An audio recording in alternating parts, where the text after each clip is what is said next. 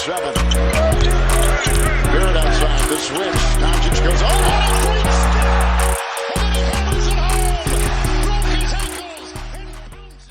What's going on, guys? Welcome into Clutch B-Ball TV. I hope you guys are doing well as the New York Knicks fall to 8-11 and they lose to the Utah Jazz. And this was not a pretty game, at least at the finish, like at the end of this basketball game, because it was looking beautiful as a Knicks fan. At the beginning of this game, everything was rolling right. We had a 16-point lead at one point. The Jazz weren't hitting shots to save their lives in the entire first half. If it was Donovan Mitchell, if it was Joe Ingles, if it was Bogdanovich, even though he does have an injury on his shooting hand, that's why he's been struggling this season. Rudy Gobert looked like Mitchell Robinson was doing a solid job containing him. And Austin Rivers was just absolutely unbelievable in this basketball game. He had 25 points in the first half, and in typical New York Knicks fashion, if someone's on fire, we don't give them the ball, or we don't set them up in the position to be successful of giving them easy shots, even if it's cutting back door. I don't get it. Like, RJ's on fire, pace to get freaking 40 points. We don't give him the ball in the second half. It's freaking Austin Rivers. It just doesn't matter. It's just New York Knicks typical fashion. But yeah, everything was rolling really well. We were defending the rim. Nerlens Noel even had a solid effort inside defending the rim. Like when they're trying to throw up alley-oops or just throwing up floaters, he did a good job containing the rim. RJ Barrett let the game come into him. He was like being a good playmaker as well. He wasn't just looking for a shot, even though I thought he had a very underrated performance. But because the Knicks did go on to blow this 16-point lead, no one's going to look at that, even though he had very good efficiency. I believe he was 7 for 11, 3 for 3 from downtown, 17 points, and he had a few assists. And he was okay on the defense side of the basketball in the second half. No one knew what defense was. It was absolutely abysmal. But someone who was off this entire game was Alec Burks. Alec Burks, ever since entering the starting lineup, you could say last game he was solid actually. But it looks like he's still getting back into the NBA groove ever since coming back from that injury that he was out for a very long time. I guess this lineup is still gaining some chemistry, Reggie Bullock being out as well. So I don't think people really realize like the little things Reggie Bullock does, even though he's really frustrating. He throws up bricks like crazy, and he's a very inconsistent player. But Alec Burks, the one that was on fire at the beginning of the season, couldn't miss. He's starting to miss shots lately. I'm not going to overreact, though, because it's only a couple games back. But yeah, Elfrid Payton was not great. You could say he had some very nice possessions of like shutting down Mike Conley defensively, even though Mike Conley killed us in the second half. But yeah, I thought RJ did a solid job. Alec Burks did not have a great game. Julius Randle, I liked the way he played in the first half because he wasn't forcing the issue. He was letting the game come to him and really distribute the basketball out. But Mitchell Robinson, if you want to like take away a key positive thing, Mitchell Robinson was not in foul trouble. Another game like this season that I know it may sound funny, but if you think about Mitchell Robinson in his NBA career, he's always had like 5 fouls. Like he's always been fouling out. He hasn't fouled out this year, and he hasn't had a game that he had 5 fouls. So we got to give props to Mitchell Robinson for staying out of foul trouble, even though he is young. He had some trouble containing Rudy Gobert in the second half. But yeah, the Jazz were just missing everything. Royce O'Neal was solid though in the first half. He was hitting some shots, which kind of kept them in it somewhat, even though we had a 16-point lead. But Jordan Clarkson always finds a way to hit some difficult shots on us as well. But yeah, Austin Rivers, 25 points in the first half. He was 10 for 10, more points than his father's ever had in a New York Knicks uniform as a career high, I believe. Doc Rivers was 23.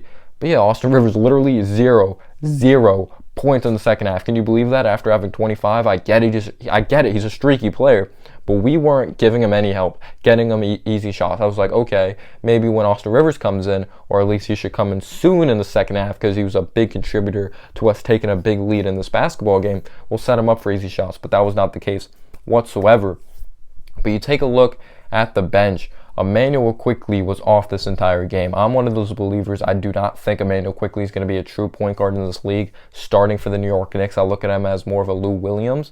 I think he has a lot to work on, but every player does in the NBA. And I think, yes, you could say it's like unfair. He has a low amount of it's such a small sample size, and we haven't seen him start yet, so we can't say that until he really starts in an NBA game. Like, I understand that. Of course, I want Quickley to start because it's Elfrid Payton, and I think Quickley brings a brand new element, and he deserves a shot. And I made a whole video on that. I'm not saying Quickley should not be a starter at all. We should give him an opportunity, but I really do think that that's what I think he's going to be, like a Lou Williams type of player. He was streaky in college. He's always been a streaky type of player.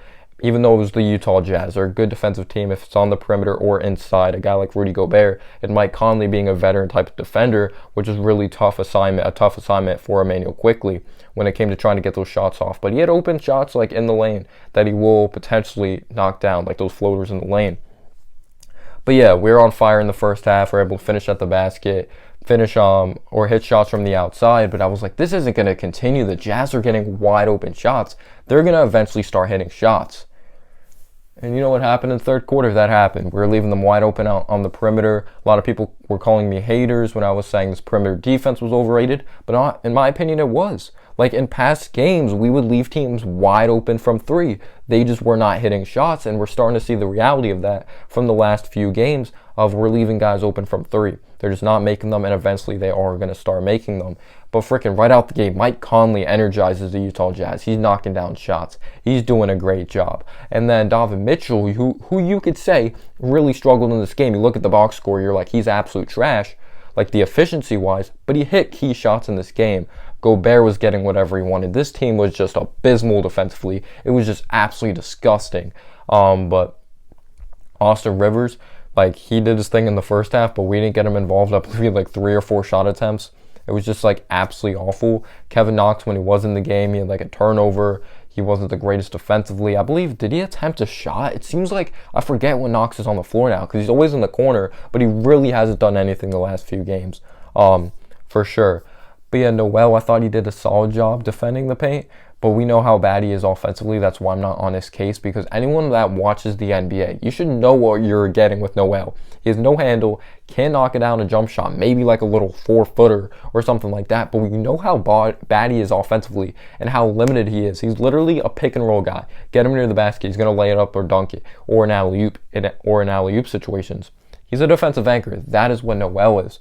But in the second half, we're just leaving guys wide open, backdoor cuts, we were sleeping if it was paying, even quickly. You could say RJ had his moments, even though I thought he had some nice defensive possessions.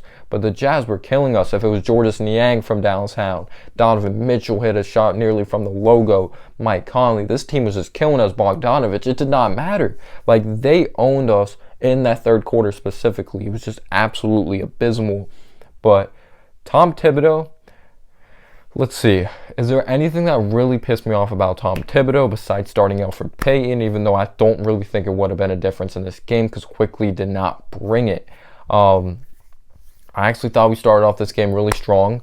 So you could say Elfrid Payton, you can't blame there. Yes, we started running zone, or they started running zone at one point when Elfrid Payton was in the game. But they could have when Quickly was in the game, because Quickly couldn't hit the side of the bar in the way he was playing offensively. He is a rookie, though. He's going to have ups and downs. But the Jazz, they played all 48 minutes of basketball. In order to win games, you got to play all 48 minutes, and that's what the Knicks did not do. Hopefully, we can bounce back in the next game up against the Cleveland Cavaliers. That series is tied 1-1. But I want to thank you guys so much for the great amount of support. Let me know down below, will the Knicks bounce back? Should Immanuel Quickley start next game? I already know everyone's answer there. Do you think Immanuel Quickley will be a star, or do you think he'll be a starter in this league one day? We'll see what goes on happen. Mitchell Robinson, good for you, staying out of foul trouble, I guess, if we want to take something good away from this. RJ had a good game. The efficiency is 3 for 3 from downtown. If you want to take something positive again, like being optimistic. But yeah, New York Knicks lose. Hopefully we bounce back. We'll see what happens. And as always, thank you so much for watching. And as always, guys, have a humble day or night. Peace out, you.